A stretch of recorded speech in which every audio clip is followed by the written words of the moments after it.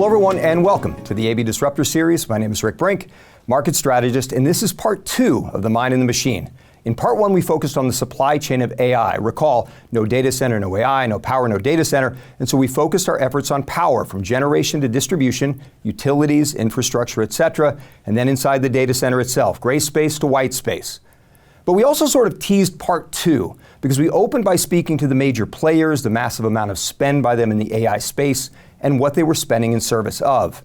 And secondly, when we were inside of that data center and dropping all of those names, there were the major players that we knew, the titans, but also a lot of unfamiliar names also playing a critical role in the supply chain, the trailblazers, hence the titans and the trailblazers. And today we want to pick up that thread and pay that off. We're going to lean into the players themselves, titans and trailblazers, and try to bring them to life, how they fit, what they're trying to accomplish, and views on how that all might work out. But there's one more dimension in our title. We want to do so within the context of AI's journey itself, from where it started just a short time ago, it seems like, to where it might be in the future, and how to think about AI's road ahead. That is quite a bit to get to, as per usual on this series, and we'll have to keep some pace. So it's a pleasure to introduce all the gentlemen that are going to be doing the heavy lifting today. First, from San Francisco, Pradeep Ramani. Pradeep is a senior research analyst at AB covering U.S. growth equities, and today we'll be leading the charge on AI infrastructure focused on hyperscalers and semis. Welcome, Pradeep. Thanks for joining. And here in New York, Jim Russo and Matt Perrone are also senior research analysts. Jim in strategic core equities. He'll be driving on the large cap software side, but with much, much more to add. And Matt in small and mid cap growth equities, and he will have the very difficult task of distilling all of it, but doing it for us down cap structure in SMID in the small cap space. Welcome, gentlemen. Thanks so much for being here. Thanks for having us. Thanks. All right, let's jump in. Here we go. So first, as to that road ahead for AI, what I want to do is frame it through the lens of S-curves. Yes, you heard me, we're going to do S-curves today. As a reminder, at a high level, something starts out slow, gains speed and accelerates, and then slows again as the curve flattens, as things you get toward fruition, for example, or complete.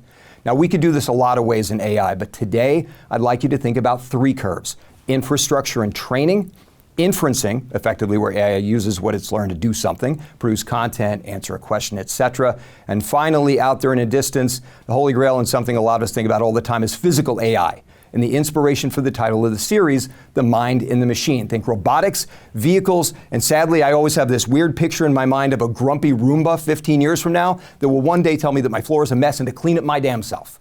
Anyway, that's my dystopian future. Okay. These are the curves I'd like you to keep in mind as we go. And so, Jim, curve 1. You've said it yourself. If you're going to get to AI, first you have to spend a bunch of money to get to the infrastructure. So you build a data center, you fill it with a bunch of chips, and then you start to train, and you need all the power to do that. That is a gargantuan capital effort. So I know we talk a lot about in the AI space the sides of the fence as semis and hardware and software, but all of you talk about it in a very different way that's really critical, and that's through the lens of spenders and beneficiaries. So let's start by talking about the spenders that are spending. Thanks, Rick. It's no surprise that the core spenders of AI data center infrastructure today are the hyperscalers. Just 4 companies, Microsoft, Google, Meta, and Amazon, just those 4 companies alone are spending over $400 billion on AI data center infrastructure this year. But it's really broadening out beyond that. Companies like Oracle and newer companies, AI data center specialists, if you will, like CoreWeave, are coming onto the scene. They're driving continued growth in this AI data center infrastructure spend. So that number should exceed $500 billion next year, and it's not going to stop. Sovereign governments will be next, and enterprises are increasingly relevant as well. Collectively, this entire group of companies could spend close to $1 trillion in AI data center capex by the end of the decade. So the numbers are huge and continuing to grow. The key drivers of the spend are the frontier model developers. Most notably, we've all heard of ChatGPT, which is run by OpenAI. But there are many more frontier model developers that are also increasingly relevant. Anthropic is one, Google and Meta have their own models, and Elon Musk's xAI is also a very relevant spender.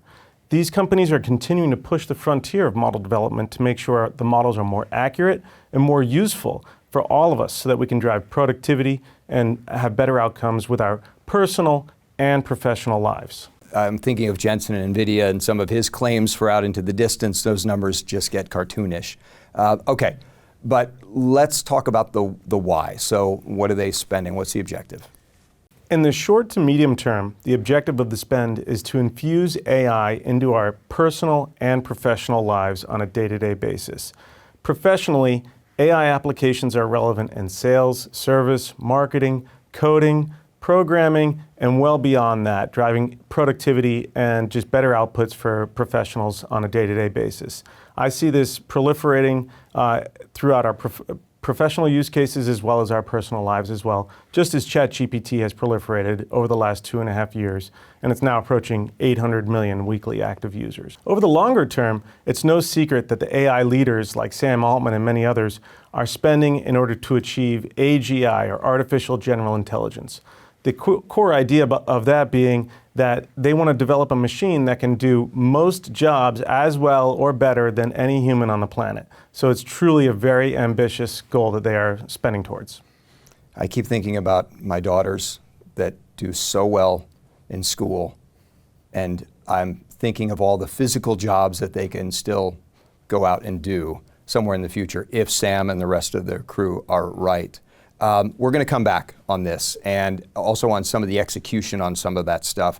But Pradeep, I want to turn to you because if we're going to stay on this spender beneficiary side, we have to get into the beneficiaries themselves. So I want to bring this to life. I mean, all the names are going to start to jump out at everybody, but let's talk about the beneficiaries in terms of how they kind of fit out of the gate, and then we'll go from there. Right. So I think a framework to think about beneficiaries and how it all fits together is to put yourself in a customer's shoes. A customer meaning an enterprise customer who now has an AI workload and is deciding how to run it. There's usually two paths to doing this. One is that the enterprise customer runs it on his own on-prem data center, or he decides to go and approach or work with one or more of the cloud service providers or the CSPs. So clearly, the CSPs such as AWS, Azure, GCP are at the tip of the spear and are likely to be the beneficiary from a revenue growth standpoint for AI.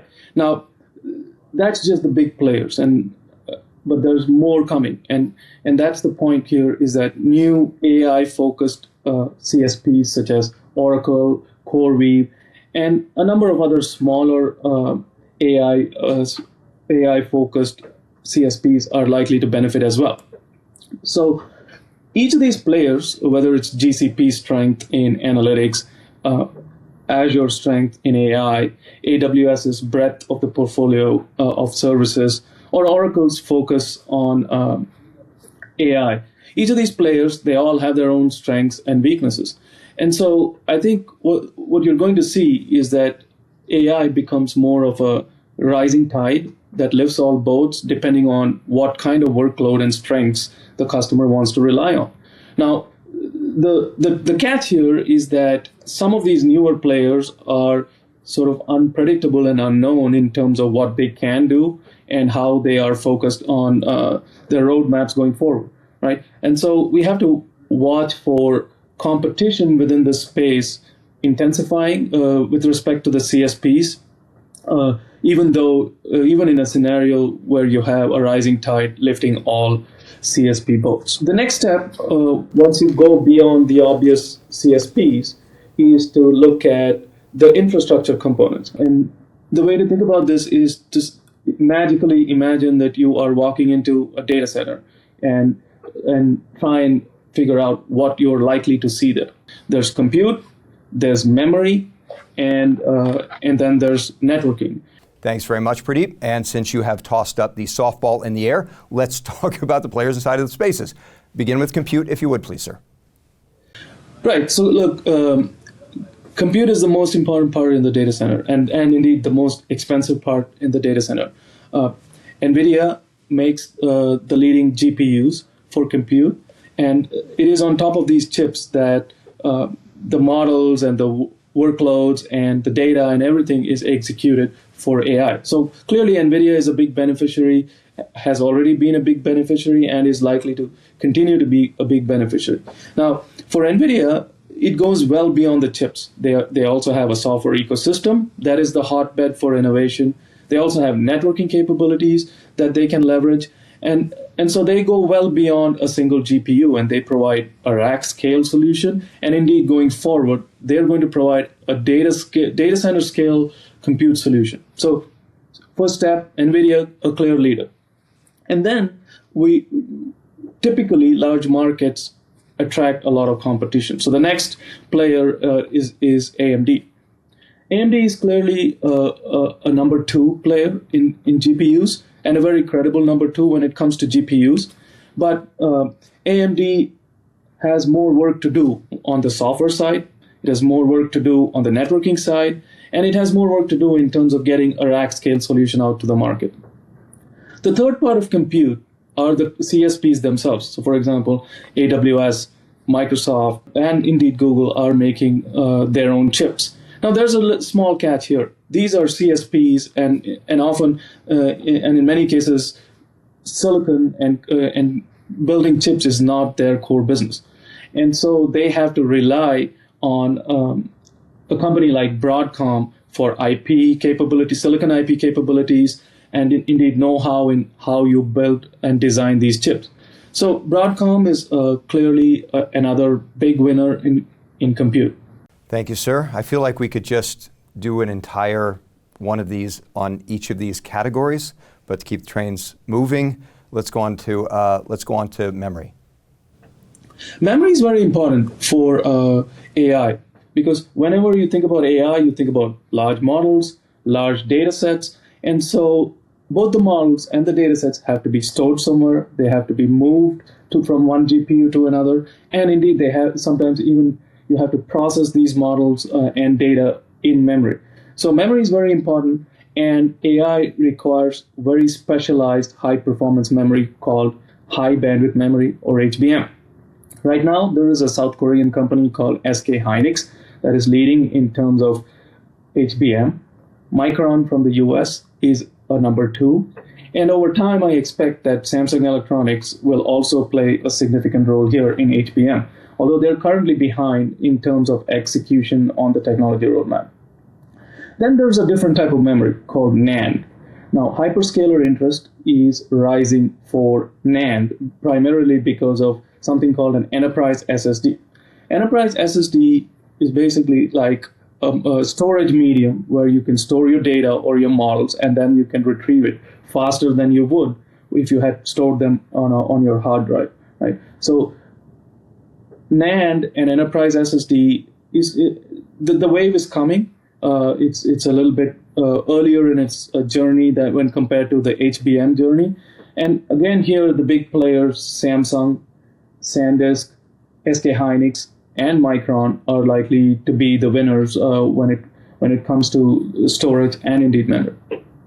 Thank you.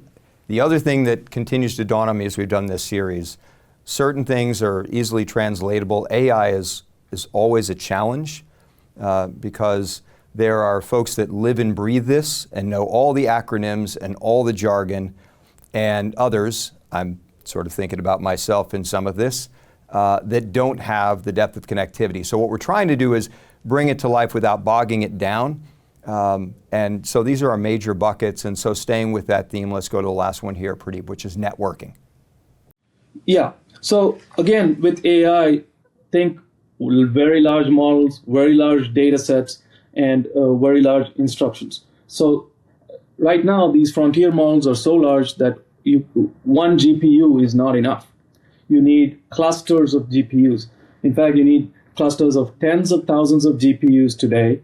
We're very soon approaching hundreds of thousands of GPUs that are all going to be clustered together to address this workload.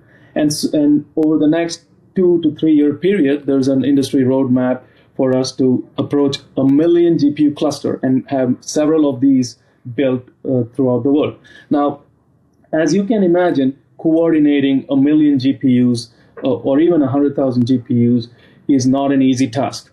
That task falls upon networking, and networking has become way more important for AI workloads than it has ever been for the non-AI piece. Now, Broadcom's networking chips are key to enabling these large clusters and are indeed going to be the foundation upon which these large clusters are built. So Broadcom, very clear winner on the networking silicon side. Astera Labs is another young company that is building very innovative networking solutions for this space as well. Now, for networking, you need more than chips. So the chips form the foundation, but then you package those chips in hardware with other chips, and then on top of that, you need networking software. So Arista Networks that specializes in networking software and puts together this entire box of network solutions is another winner, and Arista counts Microsoft, Meta, and amongst other large customers for its AI revenue trajectory, which they recently took up. And so, in effect, I would say semiconductors are the shovels for for the AI rush, and when you look at these shovels, the obvious question sort of arises: who is it that enables the entire semiconductor industry to actually manufacture these shovels? And that's a very important angle that we need to address. Thanks, Pradeep. Okay, something we've talked about, and you've just teased it really well, is that one of the most important things to follow from an AI trail is the folks that make the things so the other folks can make the things, and so forth and so on. So let's follow that trail down, if you would. Right. So let's start with semiconductor manufacturing. Right. So who is it that makes or enables nVidia to actually make these chips and market them? Right. So if you zoom out, and from an investor standpoint, you could take another stand saying, look, there's nVidia, there's Broadcom, there's AMD, and maybe you don't want to pick winners amongst which competing compute solution wins. In that case, I think it's better for you to focus on what is the common underlying manufacturing platform for all these chips. And all these chips require leading-edge manufacturing process technology. In industry jargon, it's called either 3-nanometer process or 2-nanometer process. Now, when you look at who has the IP in terms of the technology for these manufacturing processes, the execution track record, the customer trust, and indeed the wherewithal to spend greater than $40 billion a year in CapEx to make this happen, the conclusion is fairly straightforward. All AI roads ultimately lead to a company called TSMC, which is Taiwan Semiconductor Manufacturing Company. TSMC is the world's leading foundry, and that manufactures chips for multiple customers and is well ahead of competition when it comes to this process technology. And to me, TSMC has one of the best moats in the industry. The next question is to go one level deeper and say, what part of the semiconductor value chain enables NVIDIA to actually design these chips and even conceptualize these chips? And what part of the semiconductor value chain allows TSMC to actually manufacture these chips? So if you go to this third level, the first category is called the EDA software category. So EDA stands for Electronic Design and Analysis Software. EDA software is used by engineers at NVIDIA or AMD or Broadcom to actually first design their chips in software, and then they test it in software and before it even goes to manufacturing, right? So that's the first step. Synopsys and Cadence are the leading software providers for EDA and are big beneficiaries of AI because of this dynamic. They both benefit as you see design activity broaden out and you see more number of chips that come to the market. On the manufacturing side, think about TSMC as building these huge factories, and then each of these factories is going to have multiple assembly lines. Now, when you think about an assembly line, each stage of the assembly line you can conceptualize as having multiple semiconductor equipment pieces, right, that all have to work together to ultimately manufacture the chip. So if you look at the semiconductor equipment supply chain, ASML, a Dutch company, AMAT, Lam, and KLA, all three US, come to mind. So TSMC effectively uses the equipment from all four vendors and takes the design from an nVidia or a Broadcom, and your output is a wafer or a chip that comes out, and that over time will yield, and the chip will work as desired, right? Now, here to me personally, given that I'm an engineer, ASML is the most interesting. ASML has one of the best moats in the industry, and here's why.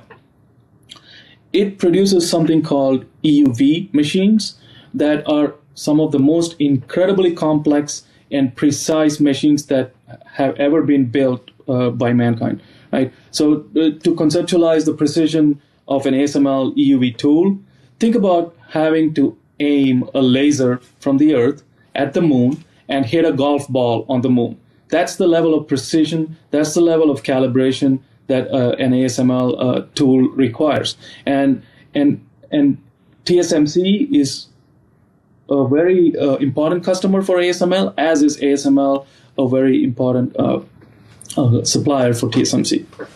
Thanks very much, Pradeep. Look, again, lots of companies, these gentlemen live and breathe this, but follow the breadcrumbs down to the indispensable component makers all the way up the chain, and it starts to bring together a story on how this all works. And Pradeep, we're going to come back in a second, but I want to now sort of step away from my spender beneficiary side and really think in terms of semis hardware on one side and software on the other, because it's thus far has, for the most part, felt like a rising tide, growing pie, and we're going to come back around. But software has been a different animal on a relative basis. So as we go forward, because this is like peanut butter and jelly when we talk about this stuff. So can we talk about what's next for the jelly? Absolutely. The cloud CapEx supercycle that we're enjoying right now is definitely being led by semiconductors and data center infrastructure. However, in order to derive an ROI on these massive investments, we're going to have to see a proliferation of AI adoption within enterprise and consumer software. The best example of this is ChatGPT, which was released in 2022. Initially, it was a cool consumer assistant technology, but as it matured over 2023 and 2024, the capabilities really grew exponentially. The game-changing moment for me personally was earlier this year in February when deep research came out. For me, that was the real crossing the chasm moment, when ChatGPT evolved from a cool consumer chat assistant use case to a really enterprise-ready assistant that can drive productivity across a wide variety of workflows. The proliferation of AI and software will be an incredible tailwind to productivity, even to GDP growth over the next several years, driving immense growth for the technology industry as a whole.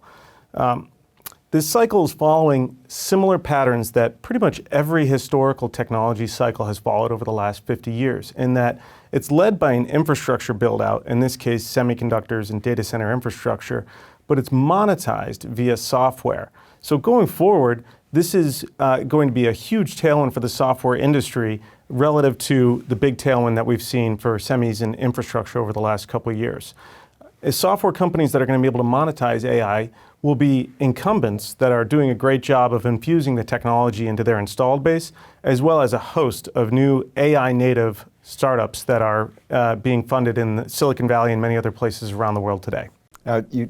We've mentioned this sort of 3 to 5 years. We've had a discussion about this notion of pervasive. And so, and you talk a lot about that. It's what it is to go from where we think it is now, but what we think history suggests. So paint a picture like 5 years from now. We think about how we use AI today. It's 5 years from now. What does that look like? I think a great way to answer that question is just to use an example of how we've been deploying the software internally at AB. So since ChatGPT came out about 2.5 years ago, AB has been experimenting with various AI technologies, notably Copilot from Microsoft and many others.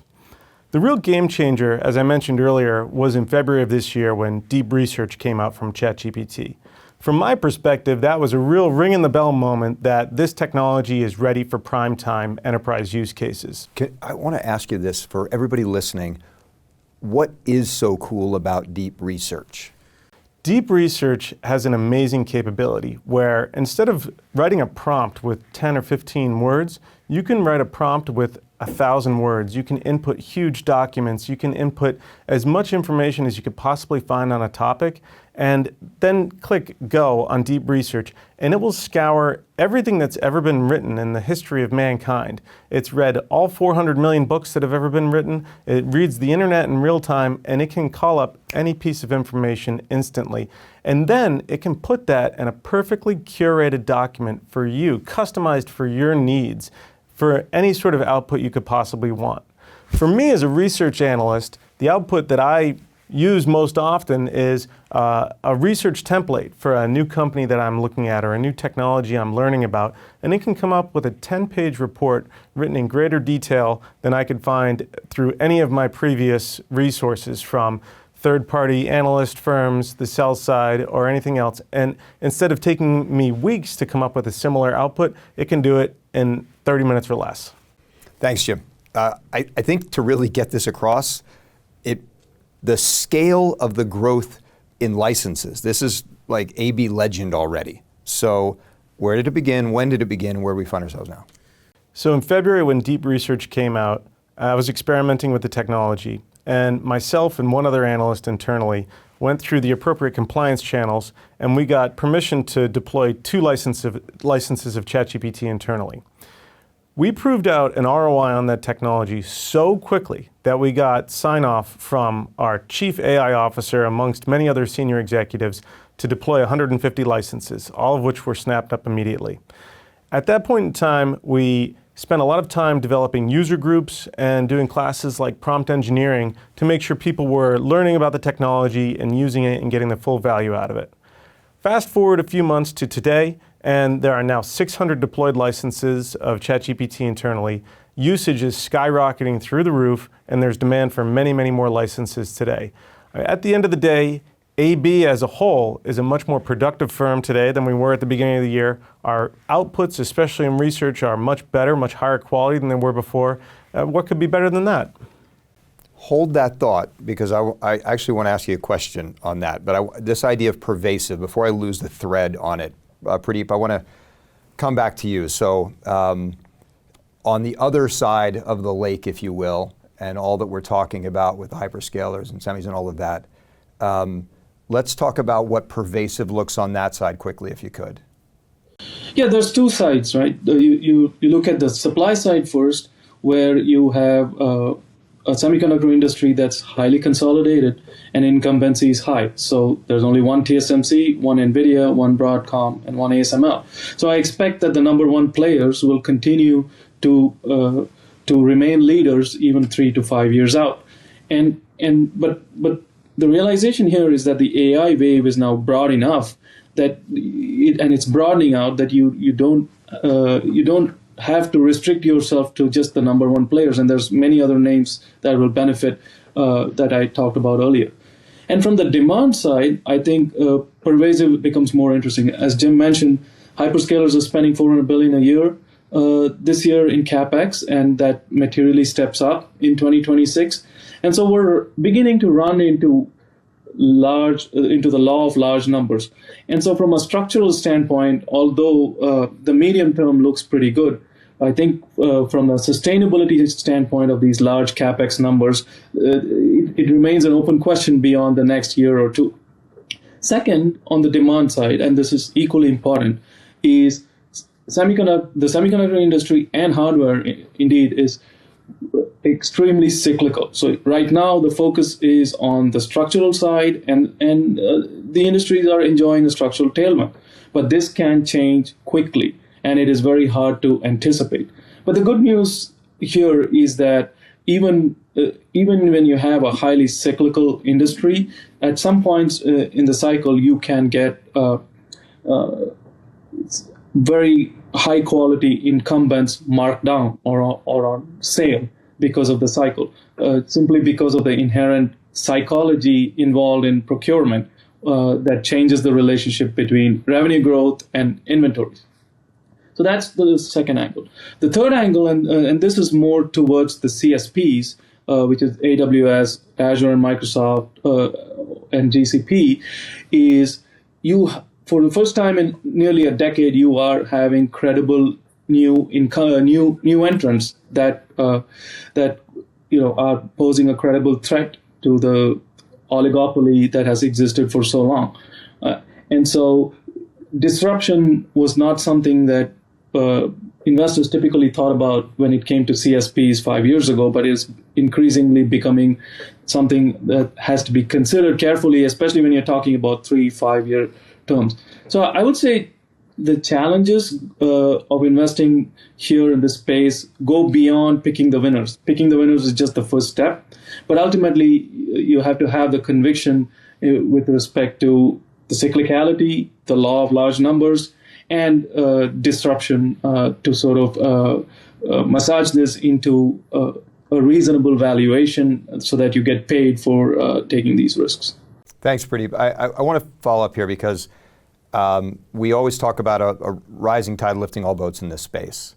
And you and I have talked, and there's general consensus over time. The winners are going to stay entrenched. They can lean into their chip stack. They have all of these things.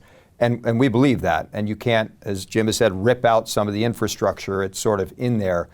But by the same token, especially over the intermediate horizon, but just in general, as you and I talked about it, you reminded me that everything has some level of fragility. And Jim alluded to it, which is you can build it, but to quote Field of Dreams, they have to come. So let's talk about the fragile side of about that space. Yes, sustainability and fragility are important questions that need to be addressed because these CSPs are spending well ahead of revenue. And while the semiconductor industry is definitely benefiting from this spend now, just given the psychology, there's open questions around at what point do you get an ROI as a CSP? And at what point do you say enough is enough? And then you sort of pull back on CapEx. And so these are realistic risks that are worth considering. Having said that, I think the near term and indeed the medium term directionally looks good, but it's built on some very large CapEx numbers that we've never seen before. And in even the companies that are investing recognize that they're placing a very large bet on revenue that has to follow, like Jim said, potentially from software and apps down the road. Obviously, we want to get to pervasive if we want to pay this off, right? But one thing that really jumps out is let's presume that there is this rising tide. Then, as Pradeep has talked about, these guys are going to win for the most part. We can argue relativity, we can argue, NVIDIA's market share, we can do all of that. But if the pie gets as big as it's anticipated to become, they're sort of entrenched. But one of the things that you make a big point about is that that's different on the software side. As a result of what's taking place, there are going to be defined winners and losers for real. So let's get into that, yeah? You're absolutely right. The software market is very different in that it is much more dynamic and much more heterogeneous than many aspects of the semiconductor market related to AI. There are definitely going to be winners and losers in software, so it is much more of a stock pickers market, in my opinion. In fact, we've done a lot of work to try and define and categorize software companies between AI winners and AI losers, which we would define an AI winner as a company that will see incremental and improving revenue and earnings going forward as a result of AI, and an AI loser, a company that could be cannibalized and see revenue and earnings headwinds from increased competition in AI. So what we did is we actually used AI extensively, and we conducted what I would call a modified Porter's 5 forces analysis to stack rank every software company in our relevant universe across a variety of factors. things like, do they have a data moat? Do they have a governance advantage? Incumbency? Have they shown evidence of actually monetizing AI to date? Are they a system of record? Do they have native AI startup competitors to date? And we scored every company from best to worst. We made associated trades in our portfolios, and we have observed a notable divergence in performance between AI winners and AI losers, especially on a year-to-date basis. So what I would say is winners include companies that are well known like Microsoft, as well as many more next tier down software companies like Oracle, SAP, ServiceNow, and many select vertical software companies as well that have significant domain expertise in smaller markets that won't attract competition to the same degree. AI losers are companies that don't have these characteristics. They don't have as wide a moat. They haven't monetized AI yet. They may not have as robust an AI product roadmap. And at the same time, they may be experiencing greater incremental competition from AI native startups. An example of a company that fits that description would be like Adobe, which used to own its content creation market, but now we have content creation available from a wide variety of new uses. Other examples would be companies serving the call center or customer service market, as well as a host of companies that haven't been investing enough to build and infuse AI into their work streams. Lastly, I would mention there are hundreds of companies, software companies owned by private equity, which is known for squeezing costs and not necessarily investing in innovation. And we think that many companies in that category may be at a competitive disadvantage going forward as well. I don't want to give away the secret sauce, but just the experience of melding these two things, just observations of you and the others that did the work. Just, because now we're putting the full might of deep research against what you would have done traditionally. Any just high-level observations about the experience? There's two important things. First is productivity, and second is research insight. On the productivity side, I was able to compile pages and pages and pages of really unique research, which I reviewed and amended and corrected and put through our process in a matter of days, which would have taken me weeks or even months in many other cases. And second, on research insight, I was able to pull from an order of magnitude, or maybe even 2 orders of magnitude wider sources of information, things that would have been nearly impossible for me to cover the entire internet, every third-party research provider. Would have taken me months, or it would have been impossible to cover all of that ground, and deep research did it in under 30 minutes. So on both sides, being able to do your job faster and better really enables you to set the pace competitively, and we think that that's a huge advantage for AB going forward. I was just last night I was trying to find something to eat. Let me find a restaurant within the search that you do within 0.5 miles, and you would have thought that would have been easy, and it was feeding me things that were 15 miles away. It was and I think of the false searches, and I'm not trying to break down companies. I'm just trying to get a piece of salmon, right? So thank you very much for sharing that.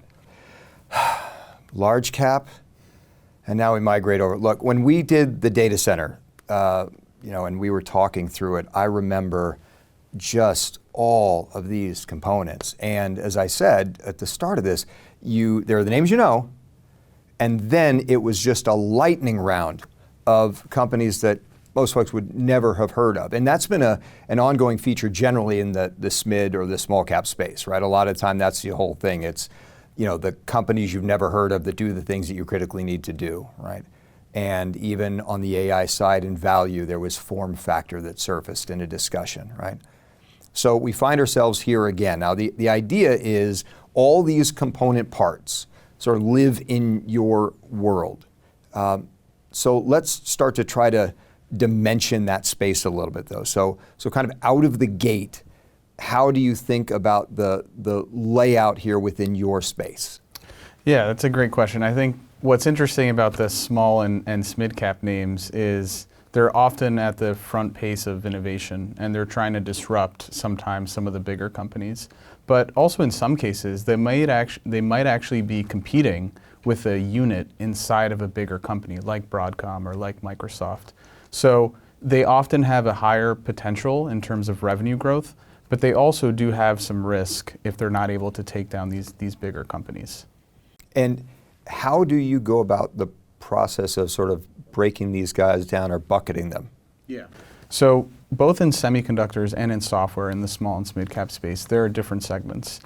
On the semiconductor side, I would say most of the names on that cap range, that range from 3 billion all the way to 30 billion or higher, they're actually helping provide some of the networking. And it's a really critical piece, as Pradeep talked about, in helping all these GPUs talk together. So companies like Credo, Semtech, Coherent, Lumentum, they're providing either cables or lasers or different types of networking to connect all these GPUs together. On the software side, there's 4 main buckets that I think about. One of them is security software. So think about all of these AI agents in an enterprise. You need to be able to secure them. You need to be able to give them access and know what they can access. So companies like SailPoint or CyberArk may be able to help there. Then you also have infrastructure software companies. So companies like MongoDB and Snowflake that actually allow companies like AllianceBernstein to build our own custom AI apps.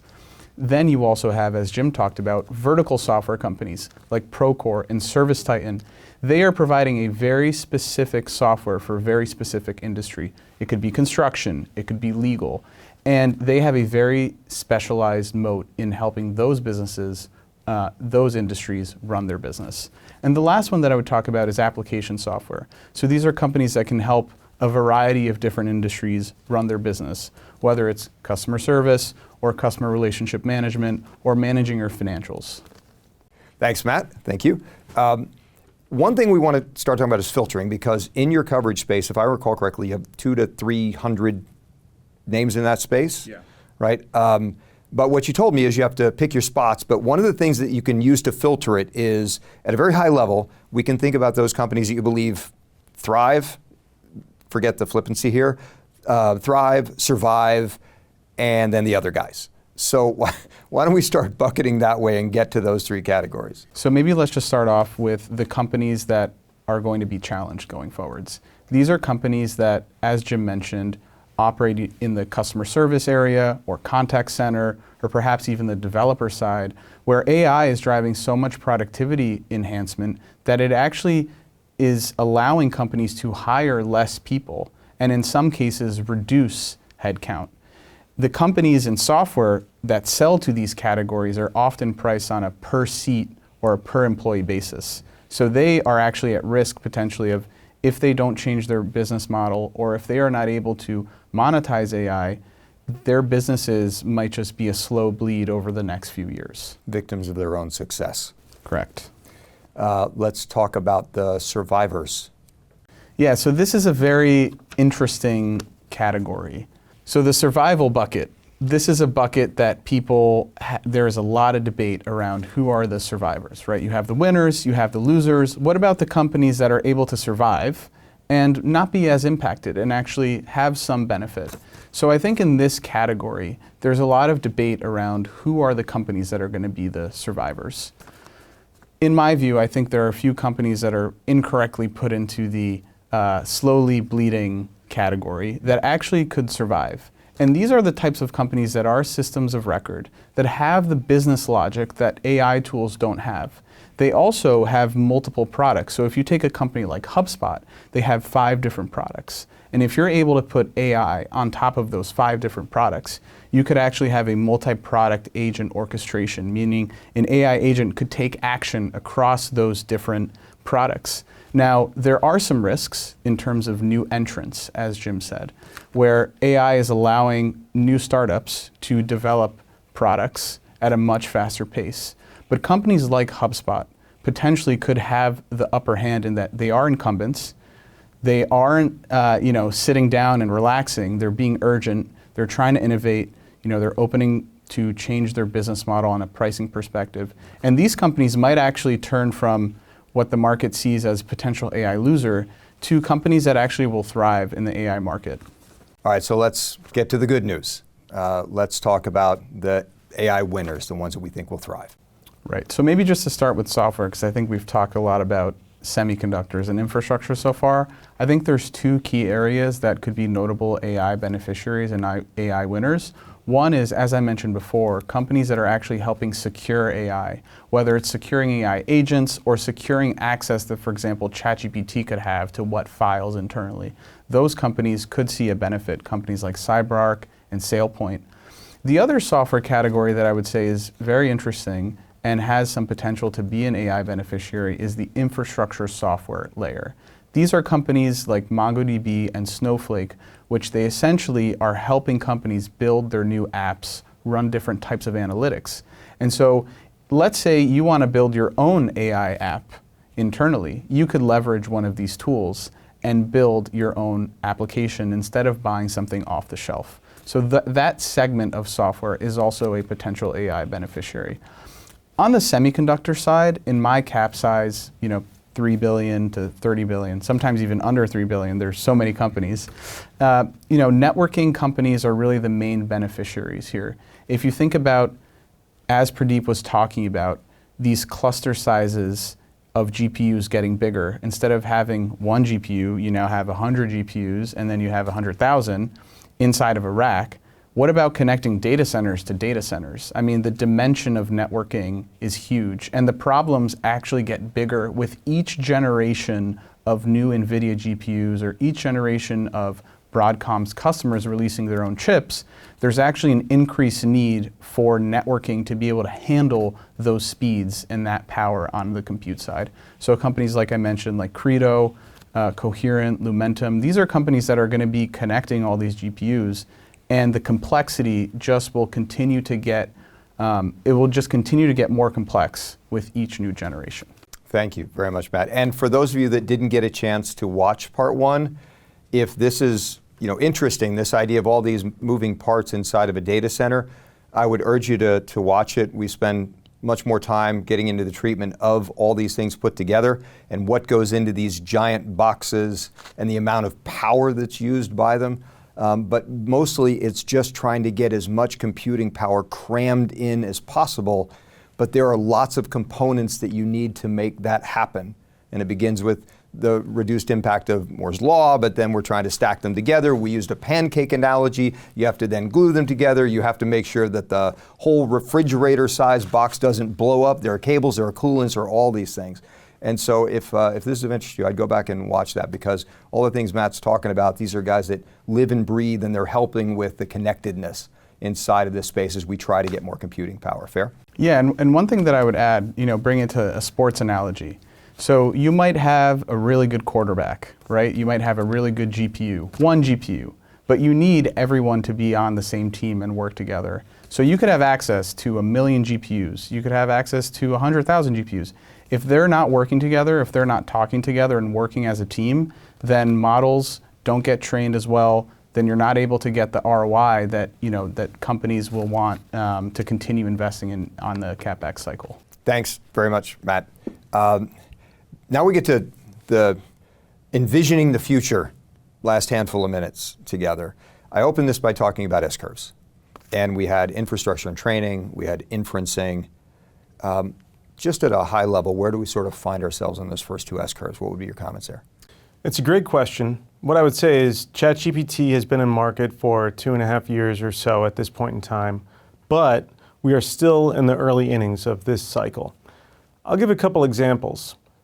Just recently, Oracle signed what I think was probably the biggest deal in the history of enterprise software, a $300 billion deal to power OpenAI's training and inference infrastructure.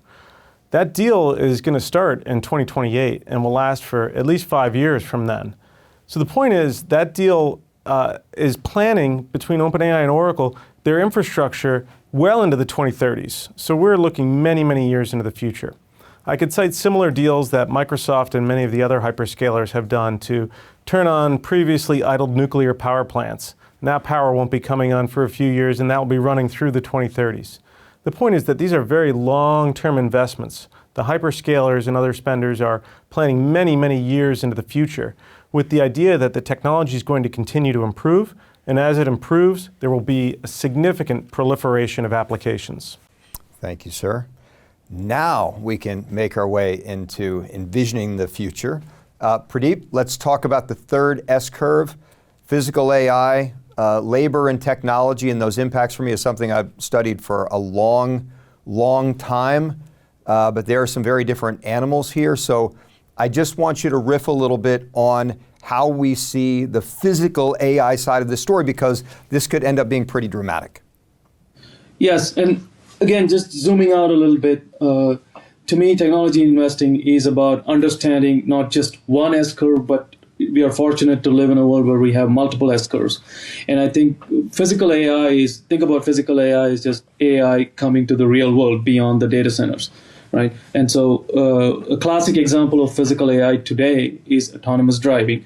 But then over time, we do expect physical AI and robotics to sort of be the big driver of physical AI and infrastructure build.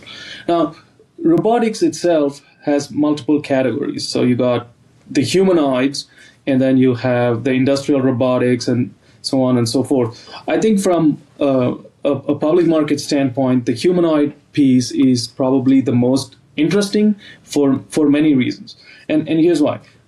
So as background, I used to program robots in grad school. And one of the things I did notice then was that the physical IQ, or the intelligence of the robot, didn't scale a whole lot with compute. So as you threw more compute in the past, it got a little bit better, but not discernibly so, or not materially so. And that's changing now. What's driving it? LLMs, AI, and indeed the availability of compute for you to generate data for robotics and to train robots. These are sort of the 3 or 4 things that are changing the trajectory of how quickly robots are getting intelligent. So to put it another way, humanoids especially are approaching an inflection point in terms of just their technological capabilities and intelligence. Now, the humanoid piece in particular has a chicken and egg problem. Here's the issue. To build these robots and to train their brain, you need a lot of data. But guess what? You don't have a whole lot of humanoids deployed today. So where do you get the data from? And so this chicken and egg problem, the industry is sort of approaching, is relying on, I would say, more compute and bigger models and synthetic data generation, which is AI generating data and for simulation, as the 3 sort of vectors to sort of break this chicken and egg story. And so when you look at physical AI, the first picture that comes to mind is robots and humanoids walking all over the world, right? And you can talk about a TAM from a robot deployment standpoint being anywhere between 20 billion to 40 billion per a million of these humanoids being deployed. Now, the point here is that in terms of the deployment, and timing for the deployment, it's all 5 years plus out, because the robots have to be built, and then they have to be trained in parallel and then tested, right? And so from an investability standpoint, you could play the robot makers themselves, like Tesla, and then there's multiple robot makers in China. And the point there is that if you look at it from a robot builder standpoint, the field is crowded. And we know in finance that if you have more competition, the returns are lower. So then you come back to the fundamental argument about how the chicken and egg problem is solved. It's solved with infrastructure. And guess what? Infrastructure has to be put in place well in advance, both in terms of timing and in terms of like maturity of the robots themselves. It has to be put in well in advance of any of the deployment that happens. So then you go back to the infrastructure piece and the deployment piece and say, all right, who are the winners? Well, you have the usual suspects. Let's start with NVIDIA. NVIDIA, I think, is going to be one of the biggest winners on this infrastructure side because, again, remember what they're doing for AI in the data center. And again, it comes down to leveraging their core competency on the compute side, and then they're leveraging their software and the CUDA ecosystem to build a robotic-specific CUDA ecosystem for their customers. And initially, at least, which is, call it the next 2 years, you would expect this infrastructure-related stuff to flow through the hyperscale capex, right? And so I think right now it's still very much the NVIDIAs of the world and the hyperscalers that are going to win in the short term. But longer term, as robotics gets deployed more broadly, and you're already seeing some evidence of this, is that you're going to get into AI factories being built. These are factories that are custom built for a specific workload, which is robotics. And so again, you can see a path where the infrastructure build out for humanoids and robotics becomes incremental beyond the hyperscale capex over the next, call it 3, 5, 7 years. And so I think NVIDIA is well positioned, but here, and so is sort of Micron and the memory makers, because again, training, inference, you need a lot of memory, and the same usual suspects in networking with Broadcom and the others, and even folks in the companies in Matt's space, right? Now, robotics is a little bit interesting because it's unique, and I do want to highlight the uniqueness of Amazon here, because Amazon sort of benefits on both sides. It benefits from any revenue that is generated on its big install base because of robotics-related workloads via AWS, and Amazon benefits from deployment of these robots, humanoids or otherwise, in their fulfillment centers or basically in their supply chain. So I think Amazon is unique in terms of having multiple ways to win. Thank you very much, Pradeep. That's as a sidebar. We were thinking about trying to do something mid-quarter in the series. We've been asked about something in the off time, and Pradeep and his team have done a robotics presentation. So if it works out, maybe we can bring some of this research to you in an intra-quarter. Look, this intersection of labor and technology is massive to me. I sort of half joke. I can't figure out if the world ahead is WALL-E or the Terminator. But what I do know is that there's clearly going to be a labor impact. There's a discussion about whether or not, because in the past, technologically speaking, technology comes along and it does destroy jobs, but it creates new ones that have never existed before. But myself and a couple of our colleagues wonder quite a bit about a paper back in around 1930, Keynes' Economic Possibilities for Our Grandchildren, where he postulated 3-day work weeks, and it didn't come to pass. But I think the difference here, and one that we have to pay very, very close attention to, is what happens when the machine thinks. And so there's going to be a lot to come on what that means inside of labor markets. You see little drips and drabs of it. Matt was alluding to some of the hiring. If you get something that becomes more and more efficient, you need less seats, right? We're seeing a change in the makeup of hiring now between entry-level workers and those that have more skill. We're just at the very beginnings of this. So tracking along with the path of AI and these developments is important for us as investors in so many ways. But then there's a really strong upside, I guess, as an investor as well, which is what Pradeep was alluding to at the back end, which is Amazon's ability to win on the robotics side, but it's not just going to be Amazon. Think back in the tech bubble. Yes, when we thought in the early stages, remember pets.com was going to be a great idea, and there was all the emphasis on the tech space, and for good reason, but in the end, it was the gains that accrued inside of the S&P 500 because of the application of those technological gains on efficiencies and how that accreted to earnings. And so as we look into this robotics side and the physical AI world, even beyond the picture in our head of just actual robots, think factory or assembly lines that think, all of those things, procure minerals, resources, they're doing that on the fly at the same time because it's all speaking to each other.